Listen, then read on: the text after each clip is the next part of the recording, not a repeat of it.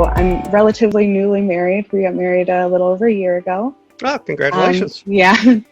I've been writing about personal finance for almost 5 years now. Okay. When we got started seeking debt freedom, we were actually living in a motel. We were homeless. And we worked our way there.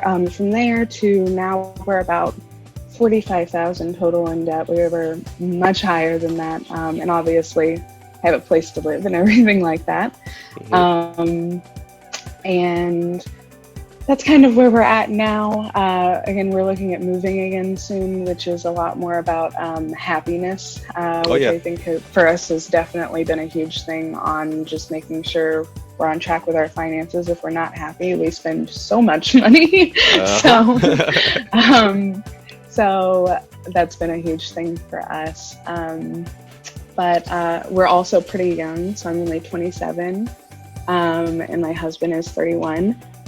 So a lot of people that we talk to say we're ahead of the game in a lot of ways. A lot of people don't think about even starting to become debt-free until much later. So I think it's important, especially to share kind of everybody's different journeys and kind of what inspired you to get where you are now. So if you want to start by just telling us a little bit about yourself and kind of what inspired you to seek financial freedom. Yeah, so I've got to go back in time a little bit. So I was a full-time school teacher. I actually taught science here in the state of Texas for a total of 16 years, but our debt journey kind of started in the middle of that. We moved out to where I live now in the middle of nowhere.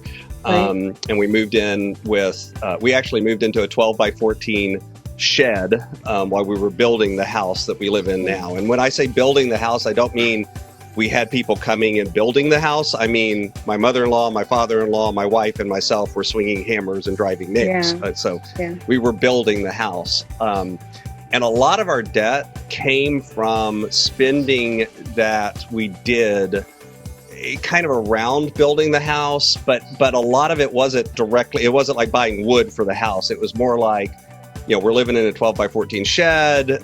I would come home with movies. I would stop at Walmart and buy 4 or 5 DVDs. We were going out to eat a lot. This sort of thing. It was really just lifestyle stuff.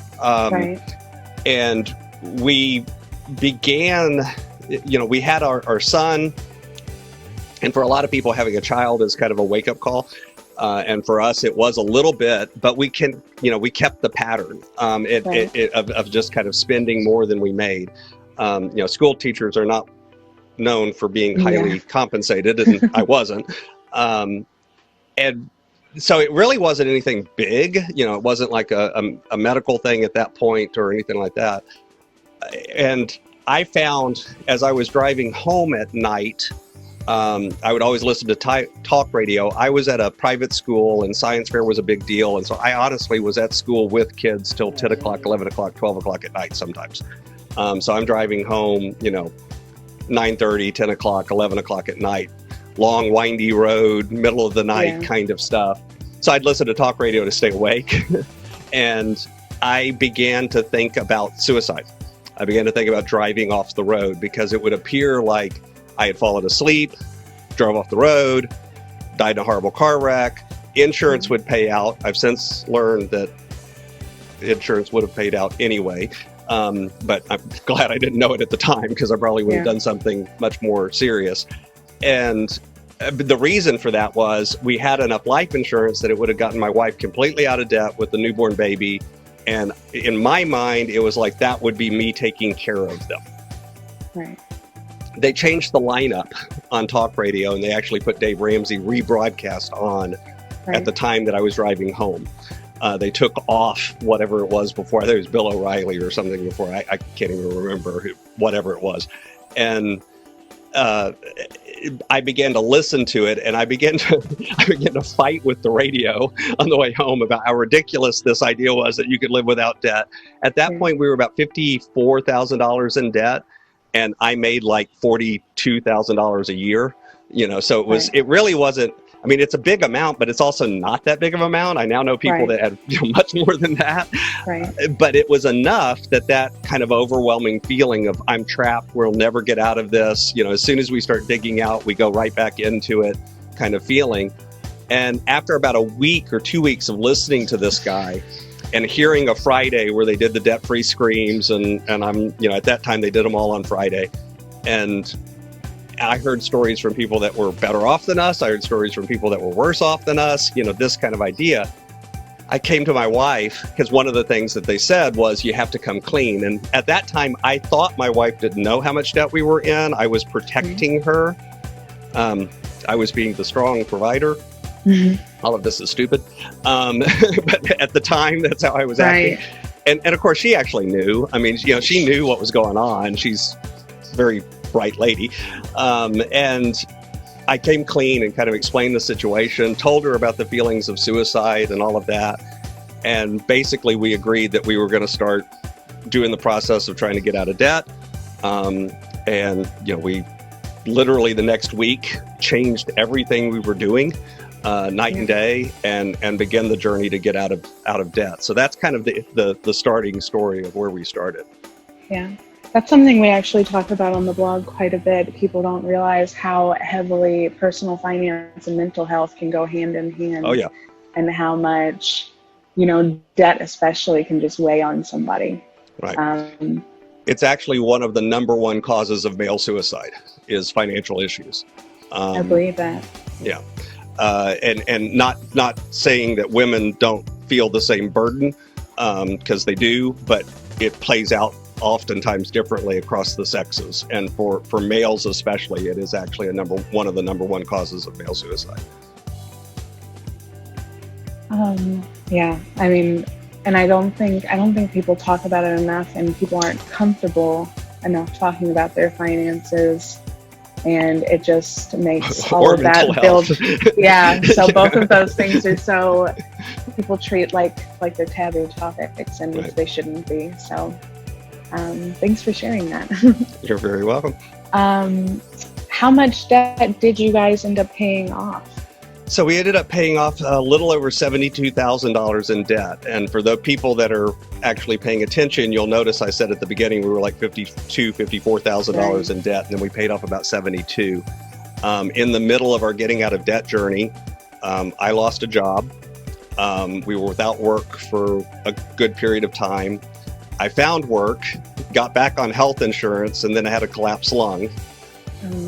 They did emergency surgery, or they did chest tube and everything, fixed it, sent me home. And 2 weeks later, I was back in the emergency room undergoing emergency surgery because the lung collapsed again. The unfortunate thing was the first time it collapsed was right before Christmas. And the second time it collapsed was the first week of January. So we got to pay all the deductibles and everything twice. Yeah. And so it ended up adding about $18,000 to our debt. After insurance and everything else, we ended up having to pay about $18,000 extra. We didn't have $18,000, so it ended up adding to our debt load at that point. So total debt paid off was about $72,000. It's actually $72,856.42, I think. But who's counting? Yeah. Still awesome. Yeah, I know all about those like bumps in the road in the middle. Oh, yeah. We've had plenty of those, and are just always just kind of going with the flow and falling back on that emergency fund when we need to. And you said, how long did it take? So 2 years, 11 months. Yeah. I am not allowed to round that up to 3 years. My wife kills me if I do. She beats me if I round that up. But it's 2 years, 11 months. So January 9th, 2006 was when we officially were completely debt-free. That's great. And you've maintained that the whole time, correct? Yeah, we are completely debt-free. Right. And when I say completely, I mean mortgage and everything. We are actually 100% debt-free. That's fantastic.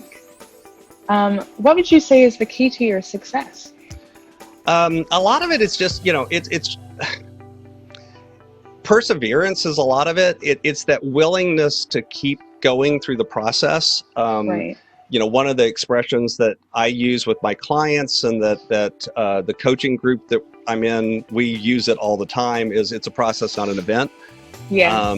I think so often we're looking for the quick fix. We're looking for the magic tool. We're looking for this is the thing that'll change my life. And it's usually not a thing. It's a whole bunch of things, right? Right. Little bit by little bit by little bit. And so it's just that idea of, today we went backwards a step, but that's okay because we've taken 10 steps forward. Right. It gets you to the point where, you start looking forward to writing really big checks, and getting rid of that. It's weird, but it's a psychological game, and being aware of that, and then setting up the systems and the processes and the accountability around that, having people around you that hold you to it. Not in a mean way, but just in an accountability way, is helpful. So I think that idea of perseverance and focusing on the process as opposed to the single steps. That makes sense. Yeah. What do you think is key to you staying debt-free now? It's that never again moment. Right. We've had that I've had it moment. I never want to put myself in that kind of stress again. Right. Even when things are not going well now, and there's struggles, because it's called life. It's never perfect. It's never easy. There's still a degree to which it's like, yeah, but we'll get through this. It's not that big of a deal. Having worked with people that have huge debt loads, having worked with people that have bad debt, and the stress of people calling you and all of that, we're just like, we don't want to live that way. And so we've set up our life where we just don't. We don't use credit cards. I have no problem with people that use credit cards. There are people that use them fine and they're responsible. Yeah. I just know for us, it's not a good tool, Right. So we choose to not use it. It's a choice, but we've chosen to set up our life in a way that we just don't do that. It's not even on the list of options. And by doing that, by making it a never again moment, we just, it just never even crosses our mind to borrow money or to, do it with debt. If we can't do it with the way we've got our life set up, we just don't do it. And that, that sounds simplistic, but it's true. There's just a degree to which it's that having that moment of, nope, we're just not going to live our life that way. Right. What do you think is the most important part of finance to you? Is it budgeting? Is it being able to save money? Yeah. So, for me, it's really the personal part. I think so often we turn finance into numbers, and it's not about numbers. It's about the story. It's about what those numbers mean. To me, a budget is just a bunch of numbers on a piece of paper.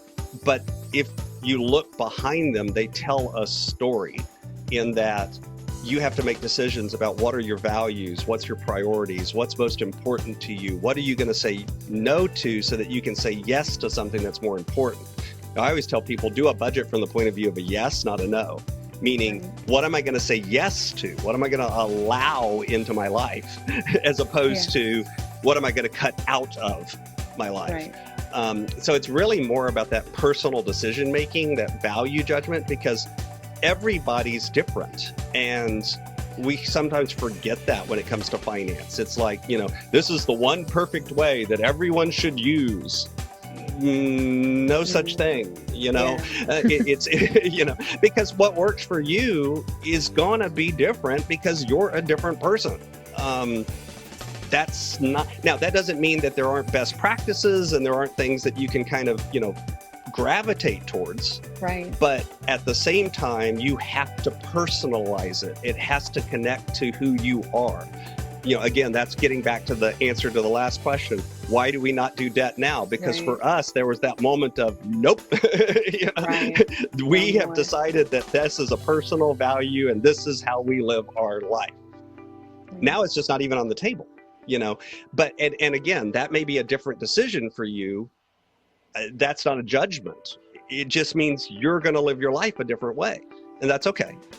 So it's that personal piece of finance really more than it is any of the tools or numbers or mechanics that we use. That definitely makes sense. What is something that you wish you could tell your younger self now? Yeah, don't buy so many stupid movies. We still have a pretty extensive movie collection because I bought a bunch over the years. It's really just about that, recognizing that it isn't about the bigger, better deal. It isn't about the sudden moment. It's about the 1,447 decisions that you make each and every day. It's about the little things and how you live your life and how you structure your life that really matters. And focus on the focus on the core, focus on what's your values, focus on what are your priorities. If you do that and then you are intentional about living it out, I would have ended up in a very different place, much quicker. Now I still got there. So it's okay, but it's not, I wouldn't have gone through some of the bad stuff that we went through, some of the valley part of the journey, or definitely would have gotten out of it faster. Because it's that mindset is what changed things for us. That idea of let's get back to the core of what's most important to us. There's a lot of things that we don't do and we don't have that and people kind of look at us weird and go, I mean, we haven't had cable TV since 1998, 1999, 20 years. I mean, we didn't get Netflix until like just a few years ago because we don't have to have it. It's okay. That kind of thing. There's things that other people look at us and go, how can you not have cable? And it's like, oh, easy. You don't pay for cable. It's not really hard. But it's that kind of being a little weird, but at the end of the day, it's because it wasn't important to us. It's not because cable's bad. It's just that wasn't a value we had, so we just chose to live without it. That definitely makes sense. We do pretty much the same thing. I don't even remember the last time I had cable. We didn't have it like growing up, and I've never prioritized that. Right. And when I hear what some people are paying, I'm just like, how and why? $200-300 a month for easily. For 197 channels that you don't watch. Exactly. What are you doing? And I'm still just gonna watch reruns of like Cutthroat Kitchen over and over and over. So, and again, don't get me wrong. I mean, if you want to spend $200 a month on cable, that's fine. But generally, what you're saying yes to means that there's always an opportunity cost, right? There's always a trade-off. If you say yes to one thing, you have to say no to something else, period. Doesn't matter whether it's your time, doesn't matter whether it's your money. They're both finite resources. We only have so much. So by definition, there's always opportunity cost involved. And when you recognize that, when you realize that, that's another one of those, I would have explained this to my younger self because my younger self didn't get it. Then all of a sudden the decisions you make start getting to be different because you recognize that fact that I'm giving something up to get something else. Well, then I should make sure that what I'm giving up is less important than what I'm getting, at the end of the day. So we now, we do, if we want to go on a Disney vacation and with the family and create experiences, we do that. But it doesn't follow us home. It's not like we live in a cave and, collect lint or something. We live a pretty nice life, but we pick and choose what we want to allow into it. Yeah. That definitely makes sense. So what is next for you in like your financial journey? Do you have any goals right now? Are you guys working on anything? Yeah, so I started coaching full-time with my wife. She does some of the support in the business, and we started that as a full-time business back in 2017. We've actually been coaching since 2011, but it started as a side hustle, and now it's grown into this is it. This is what I do to support my family and as a business. And so it's continuing to kind of grow that to where I want it to be.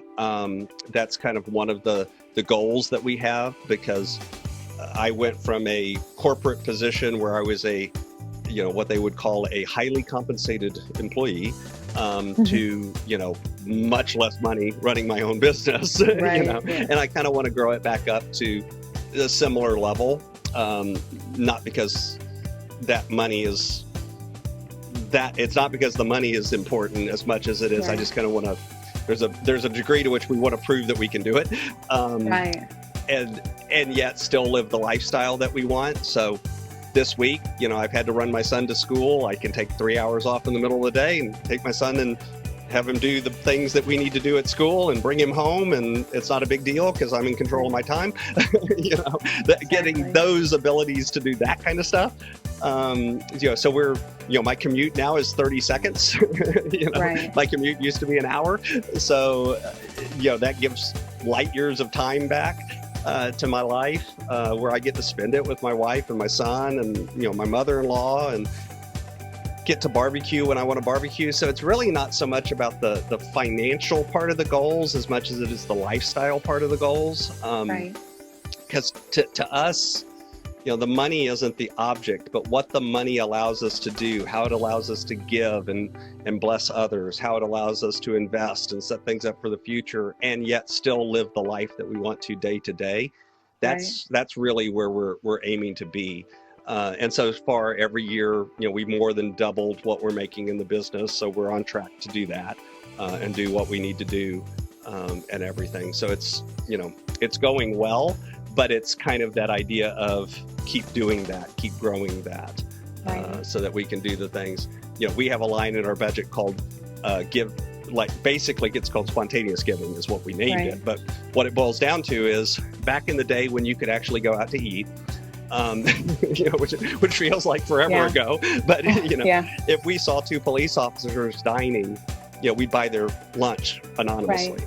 Right. And that kind of stuff. We love to be able to do that. We're the ones that have occasionally given the waitress the $500 tip, and then get the heck out of Dodge before they notice. We love to do that sort of stuff. And so it's just having that wherewithal to set up our life in a way where we can do those things that we love to do. Right. And still live the lifestyle we want. That's really our big goals now. Well, and being debt free just kind of opens up the opportunity to choose your lifestyle and really make those differences. It makes it a lot easier. Yeah. I would not have been able to quit the corporate job if we still had $70,000 in debt. Exactly. I did it for a number of years after we were debt free, but it also changed my attitude while I was at work. Here's the thing. I would go into the meetings and I would say the thing that everyone else was afraid to say, because I'm like, what's the worst they're going to do? Fire me? Yeah.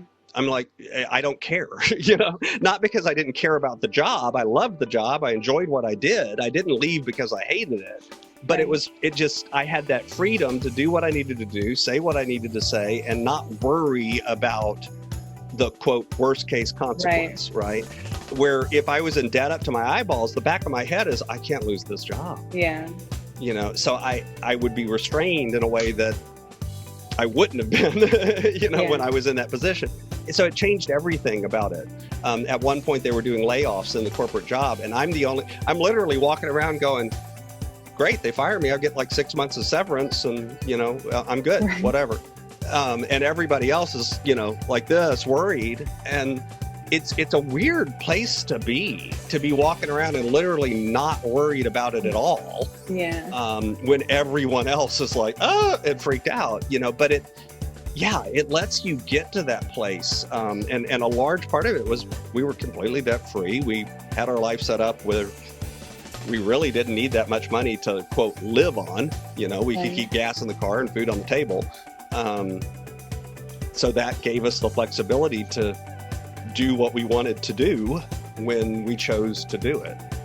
Yeah, that definitely makes sense, and something I'm definitely looking forward to eventually.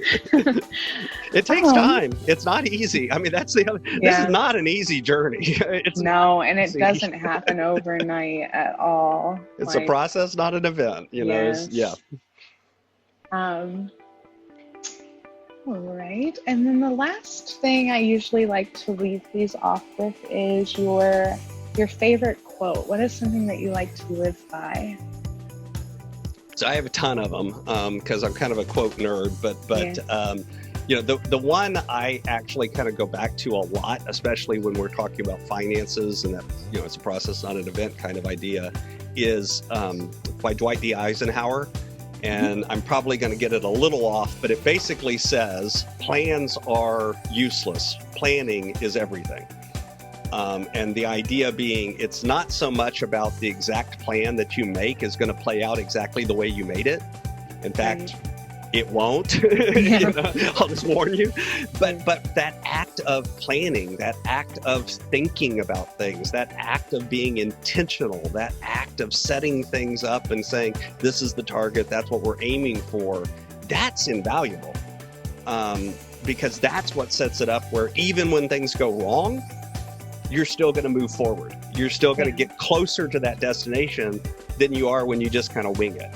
And so for me, that quote in a very real way is kind of how I now live my life, because it's like, I know life isn't going to happen the way I thought it was going to. When I was younger, I used to foolishly believe that was true.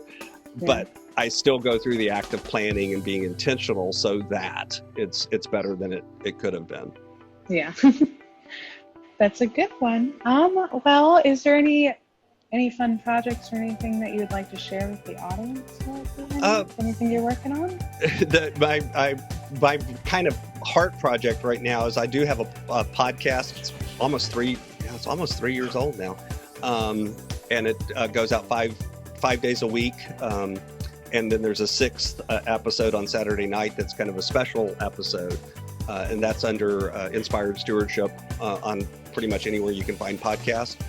If folks kind of like my attitude, then they'll like that. They're really short. They're like 15-minute episodes. I kind of do it as more or less like a daily devotional kind of idea, where you just kind of tune in, get a nugget, and then move on, if that makes sense. But yeah, there's 670 episodes, so it's been a lot of fun. Yeah, that's great. I'll definitely check that out. I love your podcast.